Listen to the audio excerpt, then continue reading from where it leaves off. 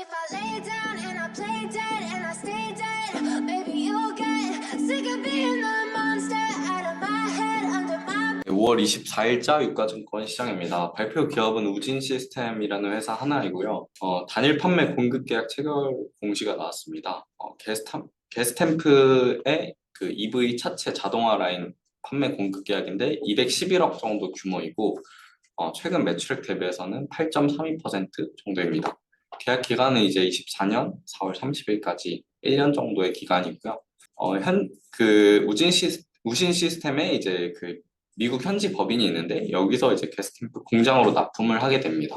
게스템프라는 회사는 이제 글로벌 자동차 부품 기업인데 이제 뭐 포드, 스텔란티스, 폭스바겐, GM, 다임러 등을 고객으로 하는 회사이라고 하고요. 이번 수주는 이제 쉐보레랑 스텔란티스의 EV 모델 그 픽업 자동화 라인이라고 합니다. 그래서 뭐 이전에도 올해 다른 그 공시가 하나 있었고 이것까지 해서 이제 회사 측에서는 북미 시장을 공략하는 계기가 될 것이라고 설명을 하고 있습니다. 그래서 북미 시장 자동차 볼 때 우신 시스템이라는 회사도 한번 봐보면 좋을 것 같습니다. 이상입니다. 네, 코스닥 발표해 보겠습니다. 딥노이드라는 의료 진단 인공지능 사업을 하는 회사인데요. 국책과제 선정이 되었습니다. 총 과제 기간은 한 2년 정도 되고 25년 말까지, 그냥 총 사업비는 한 30억 원 정도 규모가 됩니다. 이 같은 경우는 의료 쪽으로 들어가는 게 아니고 뭐 물품 탐지를 할 때 AI를 활용을 하겠다고 합니다. 그다음에 SBB 테크라는 회사인데 로봇 감속기를 이제 뭐 국산화한 회사라고 봅니다. 세라믹 볼 베어링이라는 걸 국산화했다고 합니다. 이 회사에서 시설 자금으로 250억, 운영 자금으로 50억 원 정도 전환사채 발행이 있었습니다. 28년도 만기고 만기자율 1% 정도 되는 3호로 발행을 했다고 합니다. 운영 자금 같은 경우에는 R&D 비용으로 사용을 할 거고, 시설 자금 같은 경우에는 이제 감속기 캐파 증대를 하려고, 그다음에 뭐 측정 장비, 성능 측정 장비를 하려고 사용을 한다고 합니다. 그다음 바이오플러스라는 회사인데요. 이 회사 같은 경우는 필러를 하는 회사인데 신규 시설 투자 금액이 엄청 크게 768억, 자기 자본 대비 66% 정도 사용을 했습니다. 신사업 진출이랑 신규 생산 시설 구축인데 24년도 10월 달에 완공이 된다고 합니다. 매출을 보면은 이제 필러 비율이 한 80% 정도 되는 회사이고, 이게 어쨌든 이 둘 중에 하나가 신제품인데 그게 단가가 20만 원 정도 되는데 그거를 이제 생산을 하려고 이 캐파를 증설을 했습니다. 매출액을 보면 영업이익률이 40% 정도 되는데 매출액이 그렇게 크진 않지만 영업이익률 40% 되는 회사 한번 봐볼만 하다고 생각을 하고, 현재 매출이 1,000억 규모의 캐파를 가지고 있는데 위에 공시한 캐파가 8,000억 원 정도 규모라고 합니다. 그래서 이게 현재 해외를 계속 확장을 하고 있는데 영업이 잘 되고 있는지 안 되는지를 한 팔로우 해보면서 관심을 가져보면은 좋은 결과가 있을 회사이지 않을까라는 생각을 개인적으로 가지고 있습니다. 다음으로는 트임이라는 회사인데 AI 딥러닝 하는 회사입니다. 인공지능 자동화 라인의 단일 판매 공급 계약 체결이 있었고 미국 쪽이 24년 8월까지 약 26억 원 정도의 규모로 공급 계약 체결이 있었습니다. 다음으로는 범한 퓨얼셀이라는 회사인데 대진 수소 충전소 설치 공사 67억 정도 계약 규모의 공급 계약 체결이 있었는데 최근에 수소 관련 회사가 하나 관심을 가지고 있어서 이 회사도 한번 참고를 하면 괜찮지 않을까라는 생각을 개인적으로 했습니다. 그다음 실리콘투라는 회사인데 이 회사 같은 경우에 단기 차입금 증가 결정이 한 200억 원 정도 규모가 있었고 그 공시가 있고 나서 이제 오늘 6% 정도 상승을 하고 있습니다. 이게 영업 확장을 위한 이제 차입금 결정이다 보니까 아마 좀 시장에서 좋게 받아들인 게 아닐까라고 생각을 합니다. 다음으로는 대주전자 재료도 단기 차입금 증가 결정이 있었고 이 같은 경우 이미 예정된 거였다고 제가 알고 있습니다.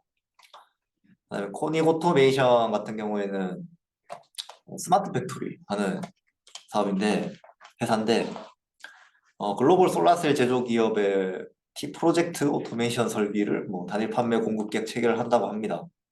정확한 규모 같은 경우에는 대회라 가지고 공개를 하지 않았지만 이 회사를 아시는 분은 저는 자세히 모르는데 이게 호재인지 잘 모르겠습니다. 라파스라는 회사인데 마이크로 니들 하는 여드름 패치 같은 회사를 하는 걸 합니다.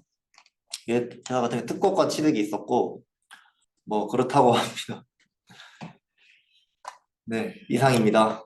네, 코넥스 준비했는데 어제 공시는 IR 했다 밖에 없었는데 IR 했는데 IR TV, IR 영상이 아직 안 올라왔습니다. 그래서 할 수 없었어서 최근에 제가 뭐 IR을 들은 회사들을 한번 얘기해 보고자 하는데 일단 모니터랩 같은 경우에는 보안 회사인데 점점 실적이 좋게 나오고 있습니다. 근데 이 1Q 때 나오는 실적 같은 경우에 원래 1Q가 계속 적자였거든요. 이게 1, 2, 3, 4로 가면서 3, 4분기에 이제 매출의 60%가 몰려 있는 1Q는 항상 적자가 나오고 나중에 이렇게 올라가는 회사였는데 1Q에 흑자가 처음으로 나서 처음은 아니고 이제 나서 봤는데 좀 일시적인 현상인 것 같다라는 생각이 들었기 때문에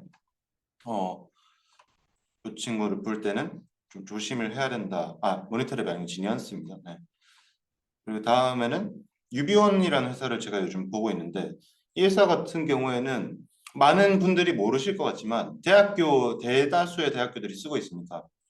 에듀테크 인터넷으로 교육을 받는 거를 시스템을 구축해주는 회사고 이런 식으로 이제 뭐 시험을 치거나 과제를 할 때 인증을 하는 걸 도와주는 시스템을 구축을 했고 국내에서는 제가 딴 회사 것도 강의를 여러 대 듣다 보면 써봤는데 이 회사가 제일 편하다는 생각이 들었고요. 실제로 점유율이 50% 이상이니까 나름 이제 독보적인 시장을 가지고 있다라고 생각합니다. 그리고 해외 수출 비중이 한 30% 정도 되고 이게 조금 아쉬운 게 해외 수출의 대부분은 수주이기 때문에 지속 가능성이 있나가 조금 의심스러운 부분이 있고 일부는 일본 대학 같은 데는 이제 요런 시스템이 이제 들어가 있습니다. 그래서 그런 것들이 이제 지속 가능성이 있고 교육업계가 아시겠지만 특성상 이제 그 쓰던 거를 잘 안 바꾸기 때문에 빨리 먹고 그거를 유지하는 게 중요하다. 앞서 말한 지니언스의 보안이랑 되게 비슷한 느낌이 있는데 궁금한 것들이 뭐 물류 창고를 가지고 있는데 이 물류 창고를 에듀테크 회사가 왜 가지고 있지? 라는 것과 이 수주가 계속 이어질 수 있고 지속 가능한 좀 비즈니스 모델인지를 좀 물어보려고 IR과 통화를 하려고 주담이랑 통화를 하려고 했는데 주담분이 퇴사를 했다고 하십니다. 퇴사를 했으니까 뭐 없을 수 있으니까 뭐 다시 구하나 이렇게 봤는데 채용 중인 거에 없었는데 채용 중인 거를 그래도 본 거에 좀 의미는 있었습니다. 파라가이 PMC 사업의 PAO를 그 단기 계약직으로 구하고 있는데 여기 보시면 뭐 파라가이 수주 쪽이 딱히 나와 있지 않았는데 이거가 수주가 될 수도 있겠구나. 그리고 뭐 대기업 학습 플랫폼 운영 지원 보면 그 근무 지역이 나와 있는데 삼성전자입니다.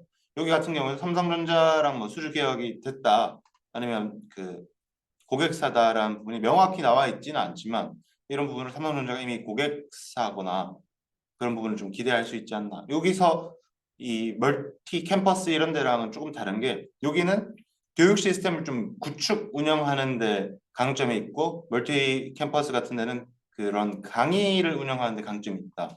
여기도 물론 강의를 운영합니다만 그런 부분보다는 이런 교육 플랫폼을 운영하는 데 강점이 있기 때문에 그 부분을 좀 집중해서 보시면 좋을 것 같은데 문제가 시총이 되게 작습니다. 그래서 시총이 되게 작아서 사기 무서운 부분이 있습니다. 300억 미만이고 그렇게 될 수밖에 없던 이유가 코넥스에서 이전 상장했기 때문에 이게 지금 뭐 PR 밸류를 나름 높게 받고 있음에도 시총이 너무 작다라는 부분이 있습니다. 하지만 장기적으로 이 성장이 확실한가에 대한 의문이 조금은 있지만 지금 나오는 영업이익을 유지하는 것은 되게 쉬운 부분이다라는 부분이 있어서 관심이 가신다면 한번 보시면 좋을 것 같고 비즈니스원도 나름 이런 사스와 비슷한 운영을 하는데 더존 비주원과 차이가 더존 비주원은 좀 중소기업 대상이라면 비즈니스원은 중견기업 이상을 대상으로 하고 뭐 최근에 이제 주주들이 PM 50%도 가능하지 않냐라고 보지만 주다면 OPM 50불은 올해는 좀 무리가 아닌가라고 생각하고 자기들이 던진 가이던스는 자기들이 잘 지켜왔기 때문에 그 가이던스대로 보는 게 좀 적절한 것 같고 시장 평가도 비슷하게 흘러가는 것 같습니다. 자본 배치를 아주 잘하는 PE에서 가지고 있으니까 그 부분에 관심이 가시면 되게 흥미로운 회사라고 생각합니다. 네, 이상입니다. 어제자 기타보임 한번 발표해 보겠습니다. 에코 프로임이 유상증자 결정을 총 500억 원 정도 시설자금 투자에 한다고 이렇게 공시를 했습니다.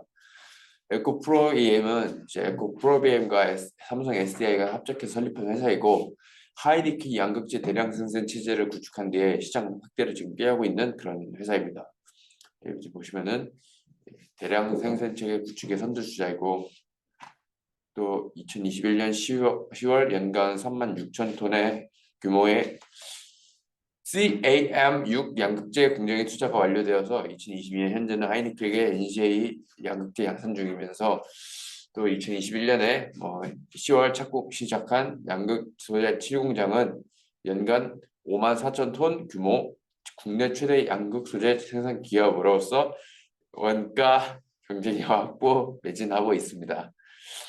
네, 이런 상황이고, 근데 또 에코 여기 이제 또 에코 프로 BM이 약 300억 원 정도를 지금 이렇게 유상증자에 참여한다 했고, 그래서 그렇습니다. 에코 프로엠 매출액은 에코 프로 BM과 비슷하게 지금 크게 성장해서 2021년에는 118억 정도 이렇게 매출이 나왔는데 2022년에는 한 2천억 2조 정도의 이런 매출이 나왔습니다. 영업이익도 흑자 전환했고 그런 회사입니다. 그래서 여기까지 발표 마치겠습니다. 5월 24일 임원 및 대량 보유 공시 발표 시작하겠습니다. 우선 발표 한 줄 요약을 해보면 코스메카 코리아 성장성에 대한 진지한 고민이 필요하다이고요. 우선 JB금융지주가 그 송현하고 박종춘 전무님이 각각 5,000주씩 매수하셨다는 공시를 발표했습니다. 송현 전무님의 기존 보유량은 15,000주이고 이제 박종춘 전무님의 기존 보유량은 10,000주입니다. 그 다음 APS인데 이 APS는 어제도 발표한 회사예요. 지주사업부하고 투명 LED 사업부 등의 사업을 하는 회사인데 APS의 정성경 이사님이 1,000주를 매수하셨습니다. 그리고 이 전날 배준환 이사님이 500주를 매수하셨는데 500주 매수하셨고요. 그 다음 디지털 대성입니다. 디지털 대성은 그 초중고 교육 프랜차이즈를 하는 회사인데 디지털 대성의 양세은 부사장님이 지분 0.03%를 추가로 매수하셨는데 기존 보유량은 0.92%였어요. 근데 요즘에 디지털 대성 임원분들이 자주 사는 게 보이는데 아마 그런 주주 환원 차원에서 진행하는 것 같습니다.